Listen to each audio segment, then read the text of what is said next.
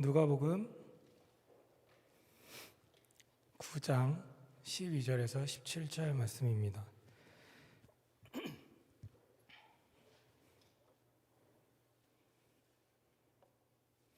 (9장 12절에서 17절) 말씀 제가 봉독하겠습니다.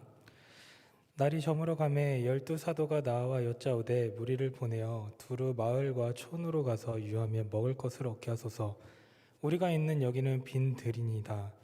예수께서 이르시되 너희가 먹을 것을 주라 하시니 여짜오되 우리에게 떡 5개와 물고기 2마리밖에 없으니 이 모든 사람을 위하여 먹을 것을 사지 아니하고서는 할 수 없사옵나이다 하니 이는 남자가 15,000명 되밀어라.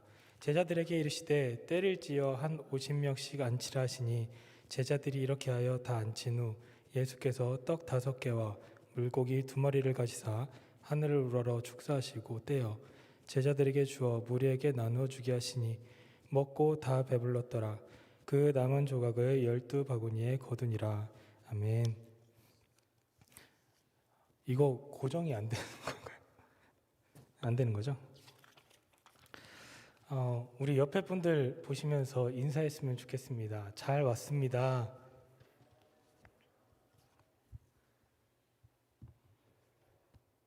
됐다.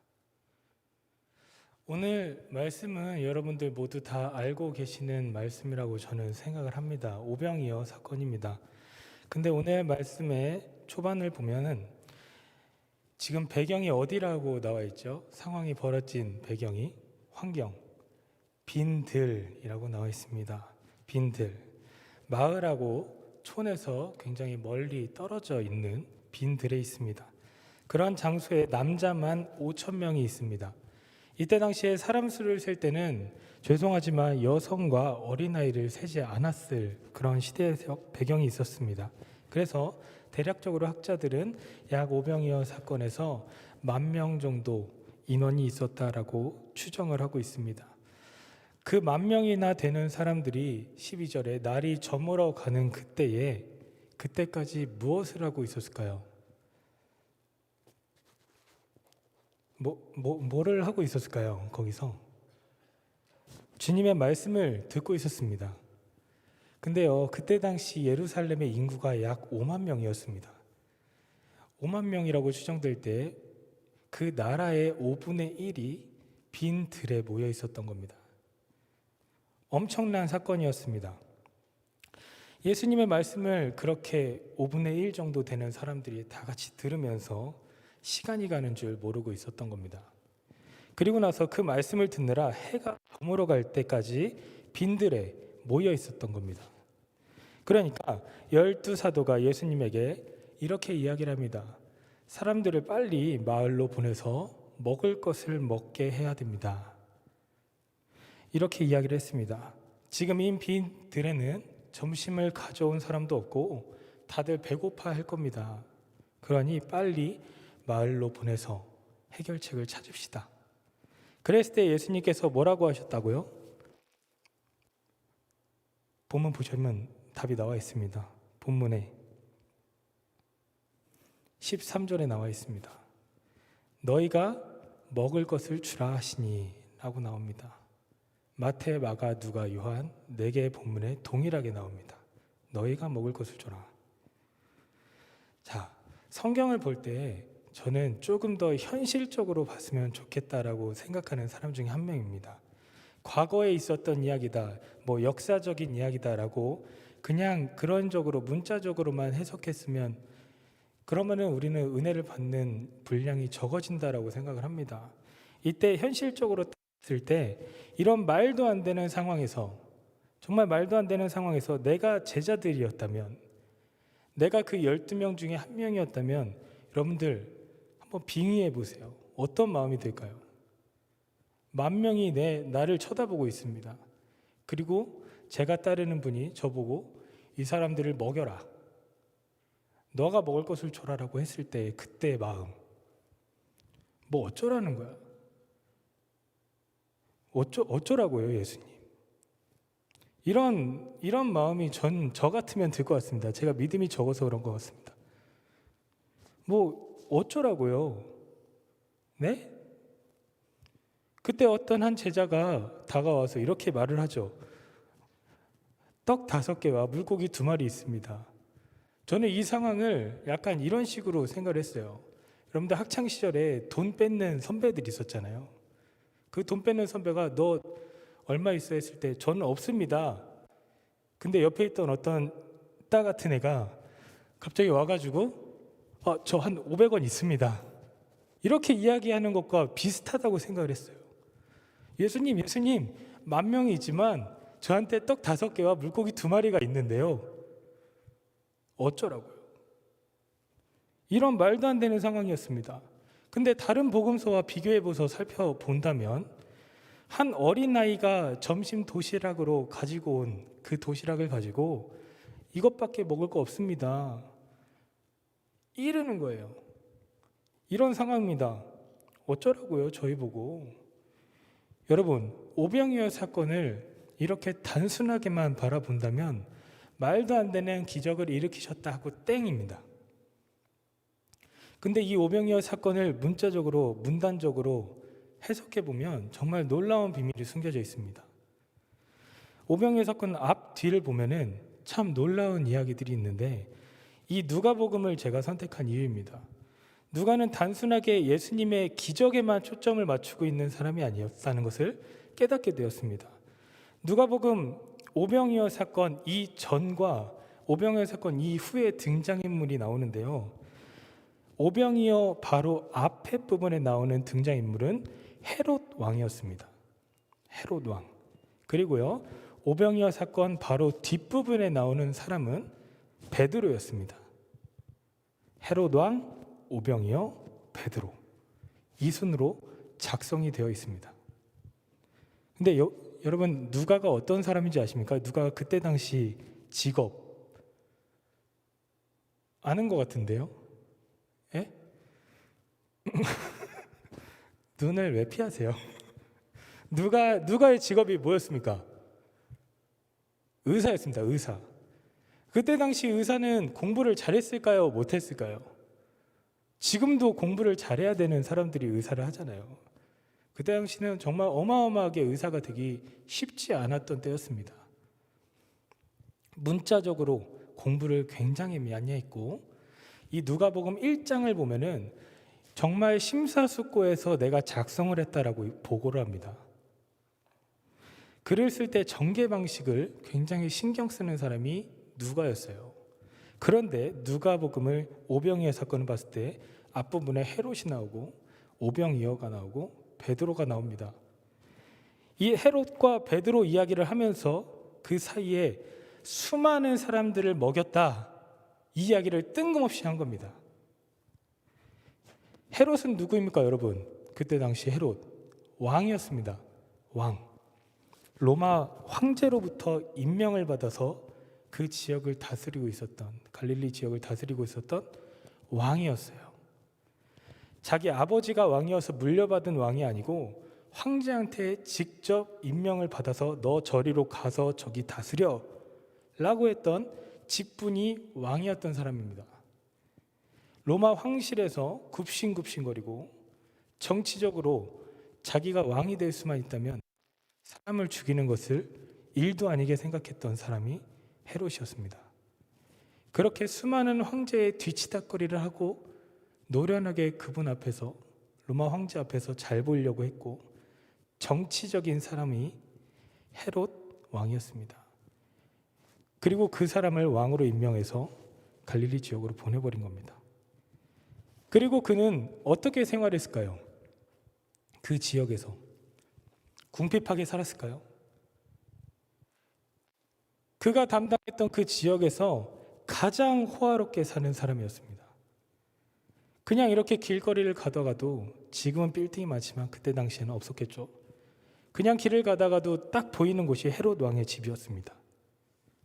그렇게 가장 호화롭게 좋은 집에서 좋은 음식 먹으면서 좋은 말을 타고 다니고 좋은 사람들, 군대를 거느리고 있고 좋은 옷을 입고 가장 부하게, 한마디로 말해서 10,000분을 혼자 먹었던 사람이 헤롯이었습니다. 아주 사치스러운 생활을 했던 사람이 헤롯 왕이었어요. 그런 사람의 이야기를 보여주고 나서 10,000명을 먹여야 되는 사건이 나옵니다. 그리고 수많은 사람들이 배고파하고 있는데 거기서 너희가 먹을 것을 주라 제자들에게 명령을 합니다. 그 명령을 받은 사람들 중에서 베드로가 있었겠죠. 이 바로 뒤의 내용이 베드로 이야기입니다. 그러니까 헤롯의 길이 있고 오병이어가 오고 베드로의 길을 보여줍니다. 너희가 먹을 것을 주라라는 말이 누가복음 말고 다른 복음서에도 다 기록이 되어 있다고 말씀드렸죠. 그 이유가 뭘까요? 마태, 마가, 누가, 요한 이 4명이 이 내용을 빼고서는 예수 그리스도를 설명할 수 없다라고 하는 주제들을 작성한 겁니다. 그러니까 이 사건을 빼놓고는 예수님을 설명할 수 없어. 그렇게 공통적으로 나오는 이야기 중에 하나가 오병이어입니다.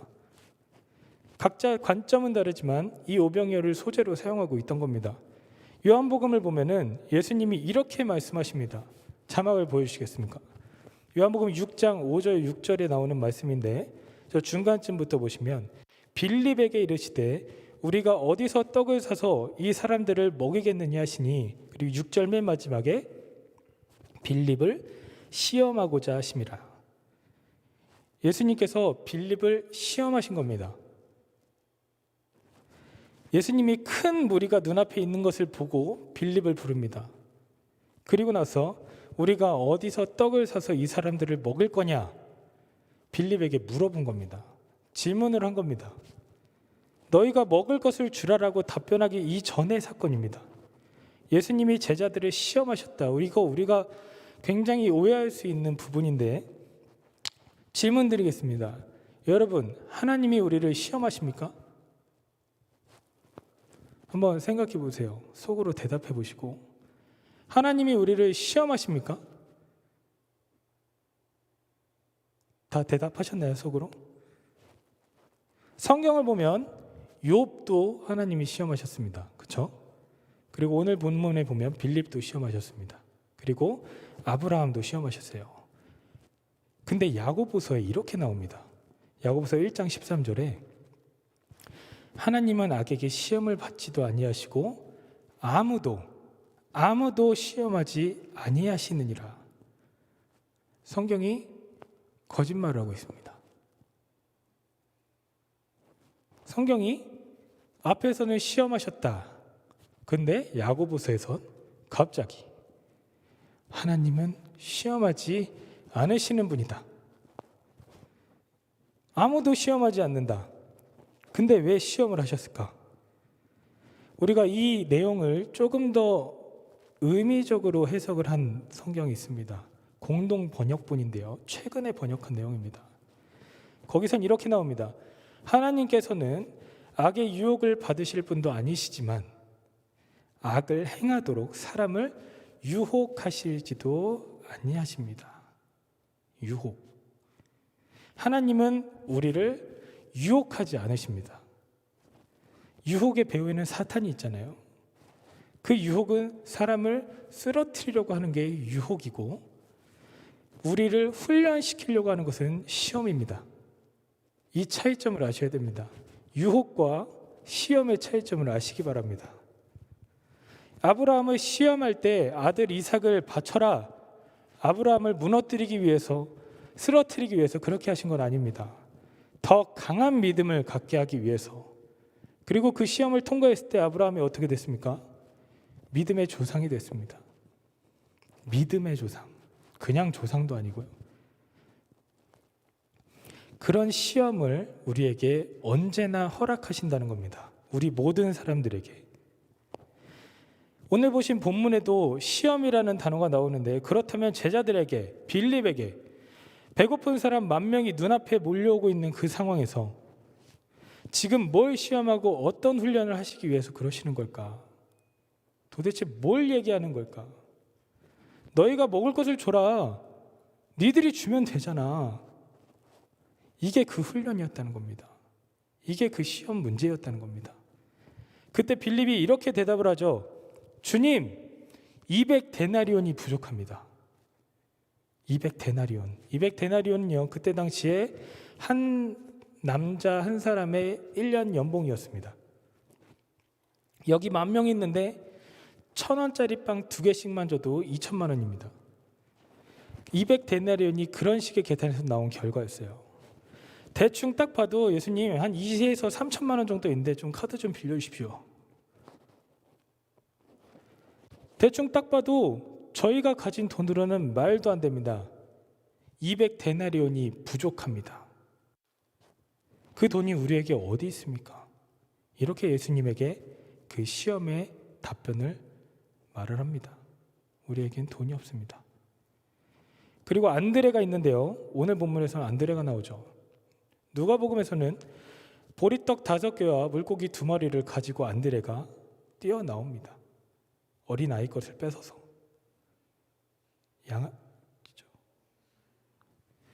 빌립은 굉장히 계산적인, MBTI로 보면은 약간 T 쪽이었던 것 같아요.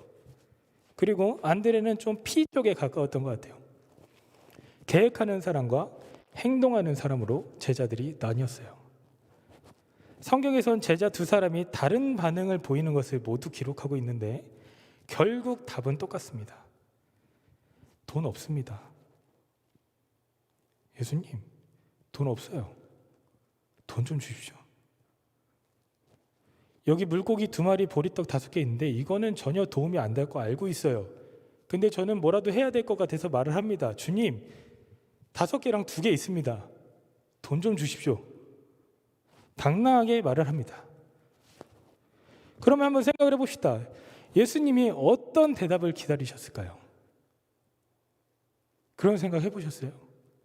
너희가 먹을 것을 줘라. 말도 안 되는 상황인데 한번 니들이 줘봐 한번. 그때 예수님이 어떤 대답을 기대하셨을까? 여러분들 제자로 살아남으셔야잖아요. 제자로 살아남게 하고 계시잖아요. 여러분이 제자입니다. 여러분이 안드레와 빌립입니다. 뭐라고 대답하실 겁니까? 뭐라고? 제자로 사는데 제자가 되었을 때 뭐라고 할 겁니다. 그 자리에서. 저도 이 질문을 진짜 많이 해봤습니다. 내 자신에게도.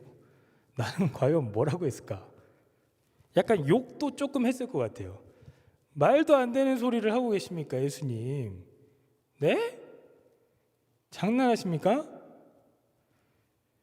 진짜 따라다니니까 진짜 뭐 어쩌라고요? 뭐 이를테면 예수님이 기도 한번 해가지고 기적 보여주세요. 멋있게. 그럼 한 2만 명 오지 않을까요? 이런 대답을 기대하셨을까요? 어떻게 인간이 예수님 마음을 읽겠습니까? 그렇죠? 신의 아들인데. 물론 예수님이 행하시긴 했지만 제자들이 예측하기는 어려웠을 것 같아요. 너무 불쌍해요, 제자들. 이름이 박혀 있잖아요. 몇천 년이 지나도 그 사람들은 와, 얘 진짜 부족한 사람이구나. 평생 들먹이고 다니고 있잖아요. 좀 안타까워요, 가끔 보면. 그렇다면 뭘 예수님이 시험한다고 하고 먹을 것을 너희가 줘라라고 했을 때 마음속에 있던 생각이, 예수님 마음속에 있던 생각이, 얘네들 이거 정도는 대답할 수 있지 않을까? 그 최소 수치, 이 정도는 대답할 수 있지 않을까? 그게 뭘까? 저도 계속 찾고 있습니다, 그 답을. 우리는 방법이 없습니다. 뭐 어떻게 합니까? 빈 들에서. 빈 들이 뭐예요? 아무것도 없는 들판이에요. 빈 들에서 지금 가지고 있는 돈도 없고 아무것도 할 수 있는 상황이 아니잖아요. 그러면 그걸 인정하고 예수님, 우리는 아무것도 할 수 없습니다. 돈이 있어도 어디 사러 갈 곳도 없고 산다고 한들 그걸 어떻게 가지고 올 겁니까? 그때 당시 트럭이 있었던 것도 아니고. 내 무력함을 인정해버리는 겁니다. 예수님 앞에서. 예수님, 나는 못합니다. 그리고 난 후에 예수님이 여기 있지 않습니까? 당신이 여기 있지 않습니까? 기적을 행하시는 분이 여기 있지 않습니까? 내 앞에 계시지 않습니까? 예수님, 무슨 방법 있으시죠? 이런 정도 대답을 했더라면 예수님이 기뻐하시지 않았을까? 이때가 예수님이, 왜냐하면은 사역하신 지 계산을 해봤을 때 2년째 되는 해였습니다. 만 2년째, 좀 있으면 예수님 십자가 달리십니다. 그냥 우리가 2박 3일 어디 수련회 갔다 와가지고 내가 주님 제자 되겠습니다 하는 그 제자들한테 질문한 게 아니라 2년을 꼬박 같이 밥 먹고 가르치시고 배우고 같이 자고 기적을 매번 보던, 성경에 나와 있지 않은 기적이 얼마나 많겠습니까? 그 수많은 기적들을 2년 동안 보고 나서 질문을 했습니다. 니들이 먹을 것을 줘봐라. 그런데 아무도 그 시험을 통과하지 못했습니다. 만 2년을 꼬박 같이 살았는데도. 그리고 예수님은 아무 말도 없으시고 자신이 생각하신 방식으로 안드레를 통해서 오병이어를 받아 기적을 행하십니다. 안드레도 이 시험에 통과한 거 아닙니다. 착각하시면 안 돼요. 안드레가 잘했다라고 하시는 분들도 있는데 잘한 거 아닙니다. 통과하지 못했습니다. 우리가 모두들 삶을 살아가는 때에 주구장창 경험하는 것이 이 오병이어 사건입니다. 무슨 말이냐? 어떤 상황을 만났는데 하나님의 말씀이 주는 방향으로 길을 걸어가려고 하는데 길이 보이지가 않습니다. 답이 없습니다. 그럴 때 우리가 주로 취하는 태도가 뭡니까? 이건 하나님 뜻이 아닌가 보다. 마치 못 본 것 마냥 다른 곳으로 시선을 향합니다. 왜? 길이 안 보이니까. 답이 없으니까. 미리 짐작해서 걱정을 합니다. 지레짐작하고 내 길이 아니다라고 확신을 합니다. 여러분, 그런데요, 적어도 제가 아는 하나님은 보이지 않는 곳에 길을 내시는 분이십니다. 하나님은 길이 없는 곳에 길을 내시는 분이라고요. 하나님의 일하심은 여러분 생각 속에 가두지 마시기 바랍니다. 여러분들이 생각하는 그 하나님의 형상이죠. 하나님의 일하심 있죠. 그걸 초월하신 분이 하나님이십니다. 그러니 절대로 하나님의 일하심을 여러분들 생각 속에, 생각의 울타리 속에 가두지 마세요. 우리가 전혀 생각할 수 없는 그 상황에서부터 일을 하고 계시는 분이 하나님이십니다. 내가 할 수 있다고 생각하면 하나님이 굳이 나서서 도와주시지 않겠죠. 그래, 그거 네가 한번 해봐라. 그러시겠죠. 그러나 해가 지고 있는 아무것도 없는 들판에서 정말 돈도 없고 빵을 살 것도 없고 떡을 살 것도 없고 그걸 가지고 떡을 산다 하더라도 운반해 올 수도 없고 그냥 아무런 희망도 없고 답도 없는 그런 상황에서 우리는 이렇게 대답할 수밖에 없습니다. 하나님, 우리 못해요. 아무것도 할 수 없습니다. 이게 정답입니다. 그러나 주님 답 있죠. 주님은 길이 있잖아요. 예수님은 무슨 방법, 꿍꿍이가 있으시잖아요. 제가 그 길 따라가겠습니다. 이 고백할 수 있어야 됩니다. 이거 발견하는 것이 신앙생활입니다. 여기까지 내용을 듣고 여러분 한번 질문을 드려보겠습니다. 여러분들이 지금 하고 있는 것이 신앙생활입니까? 교회생활입니까? 그런 질문 한번 해보십시오. 여러분들 마음속에 나는 지금 교회생활을 하고 있는지 신앙생활을 하고 있는지 좀 더 깊이 질문해보면 내가 정말 어려움을 향해 가고 있는지, 내가 정말 하고 싶은 일을 향해 가고 있는지, 여러분들 무슨 생활하고 있습니까? 쉽게 대답하지 못할 겁니다. 한번 점검해 보시면 좋을 것 같습니다. 내 입맛에 맞춰서 하고 있는지, 정말 쓴뿌리 먹고 싶지 않은 그런 뿌리를 씹어 먹어가면서 하나님 뜻을 구하고 있는지 한번 생각해 보자고요. 교회 생활과 신앙 생활의 차이점 아셔야 됩니다. 천국 문 앞에 가가지고 예수님이 나는 너가 누군지 모르겠다라고 이야기하신다면 얼마나 억울하겠습니까? 주일에 쉬어야 되는데 그깟 교회 생활하려고 지금까지 나온 거잖아요. 교회에서 열심히 일하시는 분들 안드레처럼 착각하지 마시기 바랍니다. 오병이어 사건에서 쓰임받았다고 생각하지 마세요. 그는 쓰임받은 게 아니라요, 오병이어 가지고 왔다고 하나님께 도움이 되었다고 생각하십니까? 죄송한데요, 예수님은요 물이 포도주가 되게 하신 분입니다. 그리고요 죽은 자를 살리신 분입니다. 이 세상을 창조하신 분입니다. 무에서 유를 만드신 분입니다. 그런데 안드레한테 도움을 받았다고? 말도 안 되는 거죠. 교회에서 내가 뭔가 하고 있다고, 쓰임받고 있다고 오해하지 마세요. 오해하지 마세요. 그거 여러분들이 그냥 좋아서 하는 거예요. 그런 생각을 굉장히 조심하셔야 됩니다. 저는 제가 진심으로 말하는데 제가 신학을 하는 이유에 대해서 아직까지 궁금증을 품고 있는 사람 중 한 명입니다. 다음 주에 목요일에 목사 고시가 있는데 지금까지 그걸 볼까 말까 고민 중입니다.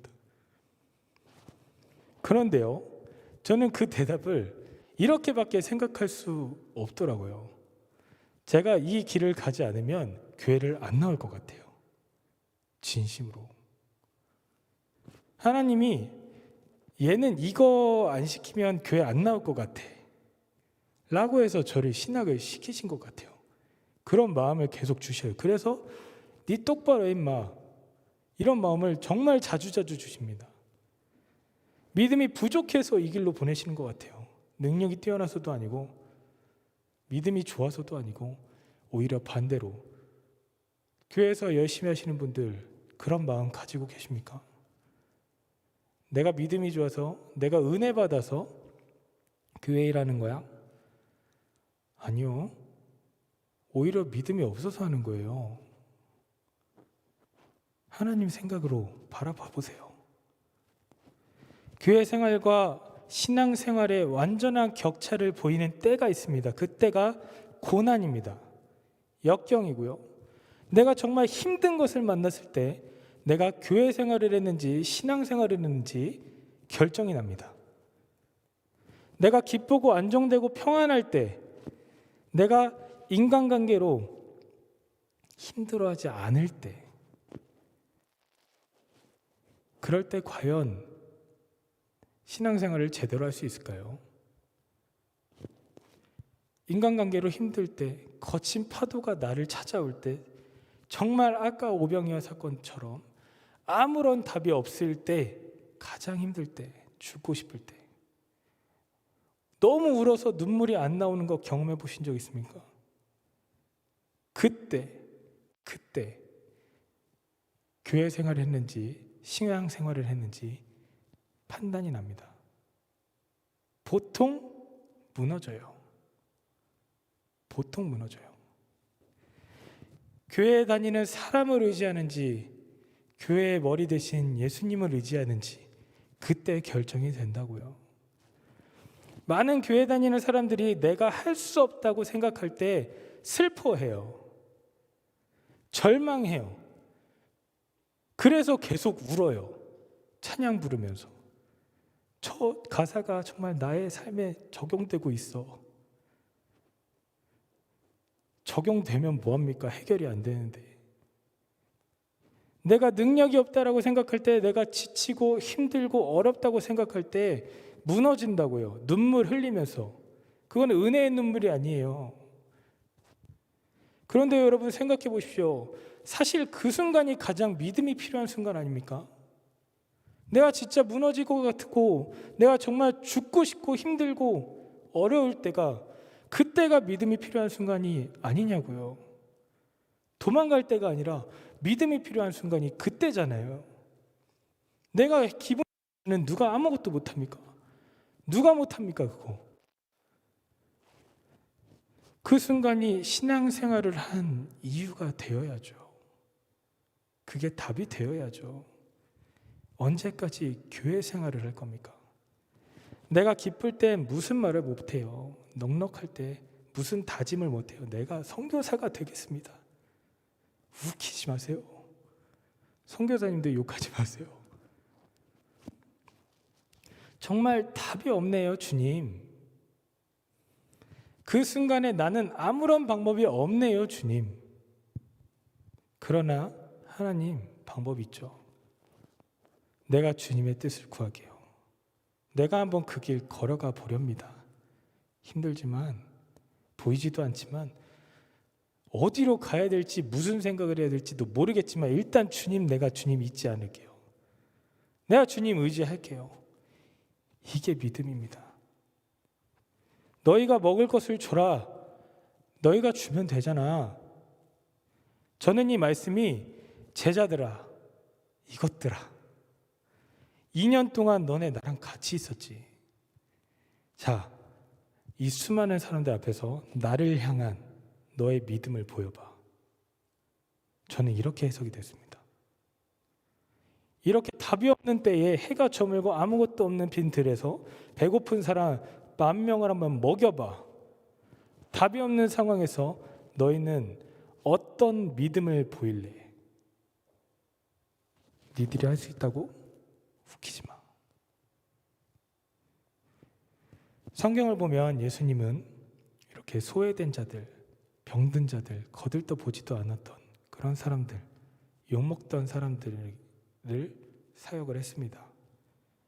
부자들을 찾아다니지 않았어요. 예수님이 사역하는데 저 좀 사역하는데 돈 좀 빌려주십시오. 한 번도 없습니다. 거지들만 찾아다녔어요. 예수님의 수제자가 누굽니까? 베드로입니다. 베드로는요, 죄송한데요, 돈이 없었어요. 능력도 없었어요. 어부인데 물고기를 못 잡았어요. 그런 사람이 베드로였잖아요. 근데 십자가에 거꾸로 못 박혀 죽는 믿음을 보였습니다. 38년 된 병자 이야기 하나 해드리겠습니다. 우리 1청년부 임원들과 리더들에게 제가 처음으로 했던 메시지인데 요한복음 5장 5절에서 7절에 나옵니다. 혹시 자막이 있나요? 없으면 제가 읽어드릴게요. 거기 38해 된 병자가 있더라.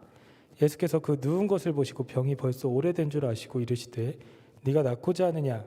병자가 대답하되 주여 물이 움직일 때에 나를 못에 넣어주는 사람이 없어서 내가 가는 동안에 다른 사람이 먼저 내려가나이다. 아멘. 이 말씀 저는 진짜로 제 인생의 모토로 삼고 있는 말씀 중 하나입니다. 이 38년 된 병자 이야기를 갑자기 왜 넣었을까? 왜 했을까? 이곳은요, 어떤 곳이었냐면요, 1년에 한 번 물의 움직임이 있을 때 이곳을 학자들은 온천이다, 물이 갑자기 튀어오르는 그런 온천이다라고 생각을 하고 있는데 그때 당시는 물이 움직일 때라고 이야기를 했습니다. 그 물이 움직일 때 그 물에 들어가면 어떤 병이든 낫는 거예요.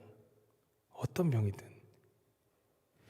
그런데요, 그런 어떤 병이든 낫는 그곳에서 38년을 산 사람이 있었어요. 이상하지 않습니까? 이거 자체가 아이러니예요, 사실. 그 물에 들어가면 낫는다고요. 근데 38년 동안 나무 밑에 있었어요. 말이 안 되잖아요. 말이 안 되잖아요. 그래서 예수님이 뭔가 이상함을 캐치를 합니다. 그리고선 그 사람한테 가가지고 이렇게 말합니다. 네가 나을래? 네가 나을래? 했더니 이 사람이 뭐라고 대답한 줄 아세요? 전혀 딴소리랍니다. 제발 저 좀 낫게 해주세요. 이래야 되는데 낫게 해달라고 안 합니다. 뭐라고 대답했을까요? 주여, 물이 움직일 때 나를 저곳에 넣어주는 사람이 없습니다. 내가 가는 동안에 다른 사람이 먼저 내려가나이다. 낫게 해달라고 했어요? 낫게 해달라고 안 했습니다. 다른 사람들에게 상처받은 걸 이야기합니다. 사랑하는 우리 청년부 여러분, 저는 이 말씀이 오늘날에 가장 필요한 말씀이라고 생각합니다. 자기의 아픈 것을 내려놓는 것이 아니라, 자기 아픈 것을 고백하는 것이 아니라 저 사람들에게 받은 상처를 이야기합니다. 저 사람들 때문에, 저 사람들은 이기적입니다. 저 사람들 못됐습니다. 저 사람들이 지들 살 궁리만 합니다. 지멋대로 삽니다. 제가 거기서 38년을 살았는데요, 아무도 나한테 관심을 안 가집니다. 이렇게 이야기를 합니다. 예수님은 소외된 사람들에게 시선이 향했어요. 그 38년 된 명자, 거기서 죽었으면 어떻게 됐을 겁니까? 그리고 그 사람을 낫게 해주죠. 오늘날의 우리 기독교가 과연 38년 된 병자에게 관심을 갖고 있는지, 아니면 각자 자기의 삶을 위해서, 자기의 아픔을 위해서, 자기 고통을 위해서 열심히 이기적인 신앙생활을 하고 있는지 생각해 보시기 바랍니다. 내가 교회 나오는 이유가 과연 정말 이런 38년 된 병자를 돌볼 믿음을 갖기 위해서 나오는 사람이 있을까요? 없어요. 그 물이 움직이는 이 예배가 시작되는 그 공간에 나오는 이유가 내가 낫고 싶어서 나옵니다. 다른 사람 거들떠보지도 않아요. 그런데요, 여러분, 요즘 교회가 산산조각 났잖아요. 그쵸? 갈기갈기 찢겨졌잖아요. 성결신문에 봤더니 20% 성도가 없어졌답니다. 20%가 대충 어느 정도인지 감이 안 잡히죠. 어마어마한 수치입니다. 어마어마한. 몇십 년 동안에 10%가 오를까 말까입니다. 그런데 코로나 한 방으로 1년 만에 20%가 없어졌습니다. 이런 시대에 여러분이 살고 있습니다. 그런데 예수님께서 질문합니다.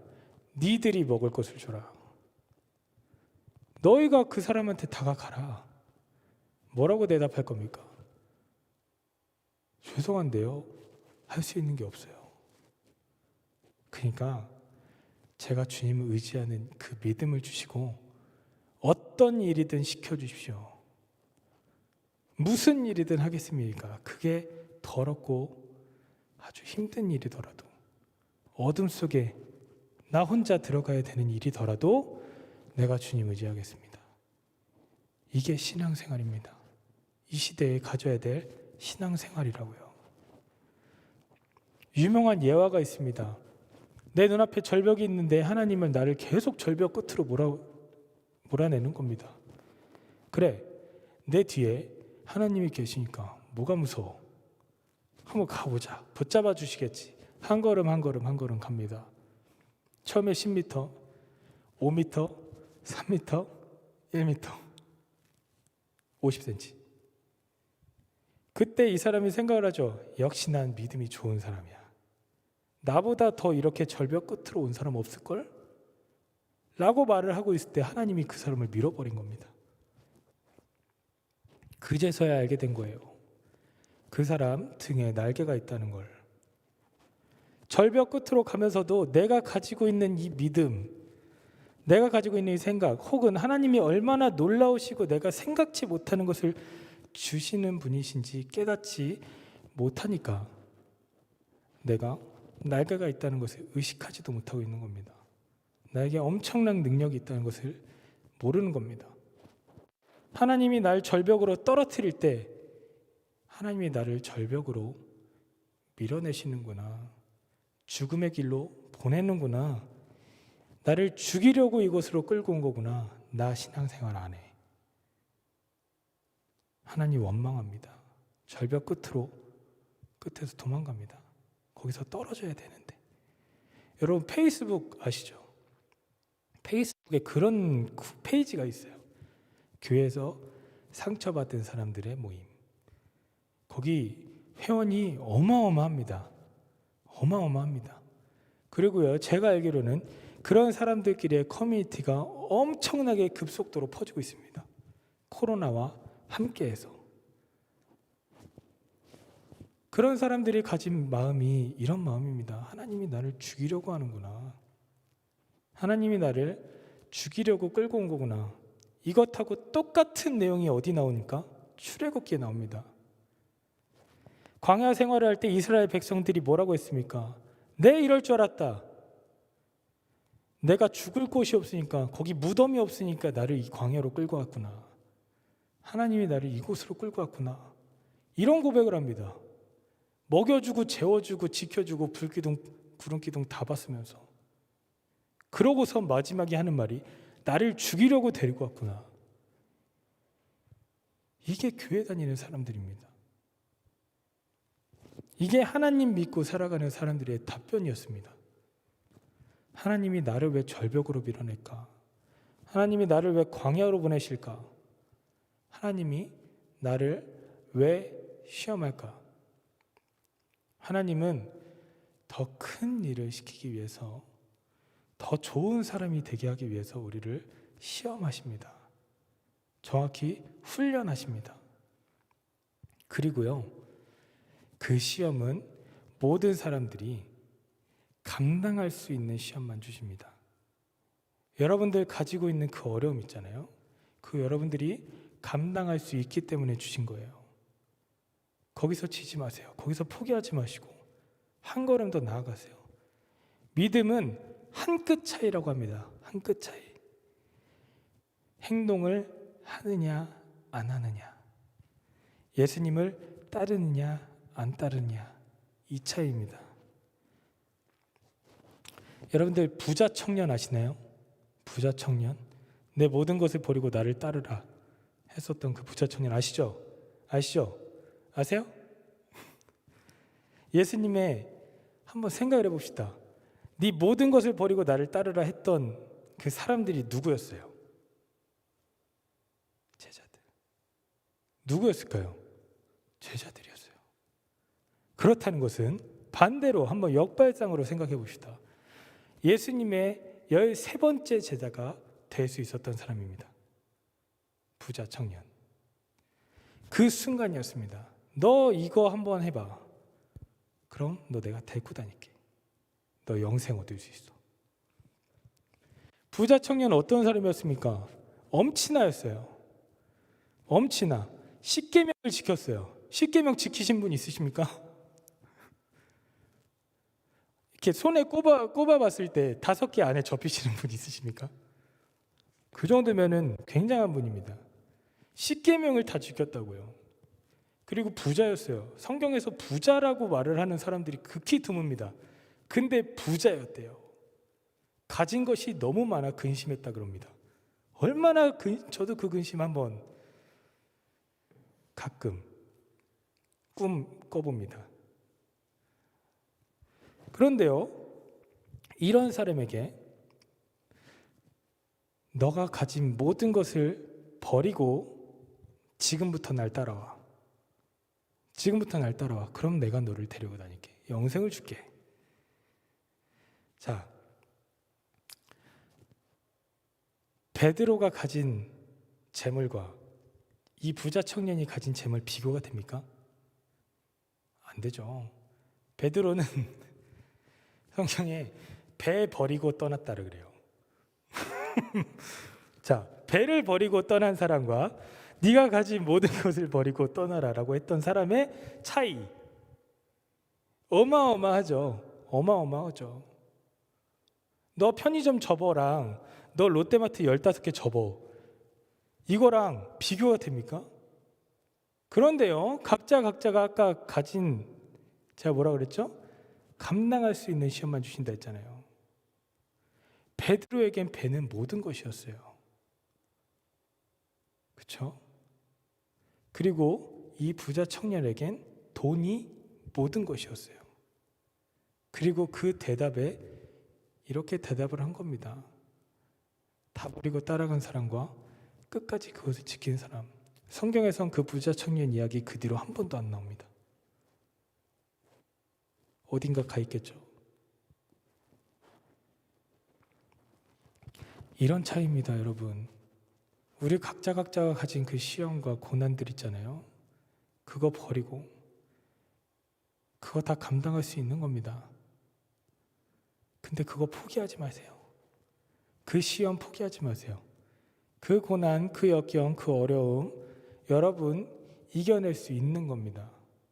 절대로 포기하지 마시고 울지만 마시고 행동으로 헤쳐나가시기 바랍니다. 하나님이 주시는 은혜는 그 선물은 고난이라는 포장지로 쌓여 있어요. 그 고난 풀어야죠. 그 포장지 뜯으셔야죠. 그래야 하나님이 주시는 게 뭔지를 알 거 아닙니까? 언제까지 맛만 볼 거예요? 언제까지 그 안에 뭐가 있다 말만 들을 겁니까? 다른 사람들 신앙생활하는 거 보면서 만족해하지 마세요. 하나님 그런 분이시래. 아니, 여러분들이 직접 체험하세요. 교회 생활하면서 좋은 인맥들, 좋은 친구들 얻으려고 하지도 마시고요. 좋은 성경 지식 얻으려고도 하지 마시고 위로의 말만 찾으려고 하지 마시고요. 멋진 말 내가 이거 적어놔서 나중에 해야지 이런 말 하지 마시고 구차해요. 성경을 뇌에 집어넣으려고 하지 마시고 여러분들 삶에 녹여내시기 바랍니다. 삶에. 그냥 예수님이 가셨던 그 길, 고난의 길 똑같이 가주시면 안 될까요? 어렵죠. 지식적으로만 알려고 하지 말고 허세 부리지 마시고 힘든 길 가세요. 좁은 길 가세요. 그리고 이렇게 말해서 죄송하지만 지치세요. 힘드세요. 눈물 펑펑 흘려가지고 눈물이 안 나올 때까지 울어보신 분 계십니까? 그런 거 경험해 봐야죠. 넘어지시고요, 낭망하고요, 엎어지세요. 땅을 빌빌 기면서 죽었다. 성경에서 자빠진다라고 표현도 하고 있잖아요. 자빠지세요. 그리고서 말하십시오. 선포하십시오. 주님, 제가 쓰러진 김에 기도합니다. 나 좀 사용해 주세요. 그게 신앙생활 아닙니까? 진짜 멋있는 신앙생활 아닙니까? 교회 생활 말고 내가 원하는 은혜가 아니라 하나님이 주시는 은혜를 구하셔야죠. 내가 이거 필요합니다, 주님. 이거 하면 이거 해드릴게요. 왜 딜을 하세요? 내가 구할 수 없는 은혜를 구하시기 바랍니다. 내가 생각지도 못한 은혜, 그 은혜 달라고 기도해 보세요. 그러면 여러분 삶 100% 힘들어질 겁니다. 그런데요, 그 힘듦을 이겨내시기 바랍니다. 감당할 수 있는 힘듦이기 때문에 하나님이 나를 이제부터 사용하시려는구나. 준비해야지. 내가 생각하지 못하는 그 은혜 이제부터 받아보련다. 이게 신앙생활입니다. 하나님이 주시는 은혜는 그런 겁니다. 여러분들이 구하는 은혜는 다 헛된 거예요. 다 헛된 거라고요. 제가 신학하는 이유와 동일합니다. 이거 안 주면 얘 교회 안 나올까 봐. 겁먹으셔야 돼요. 여러분들 기도 제목이 이루어졌을 때 그때가 제일 위험한 때잖아요. 그죠? 구할 수 없는 은혜를 구하시기 바랍니다. 다 같이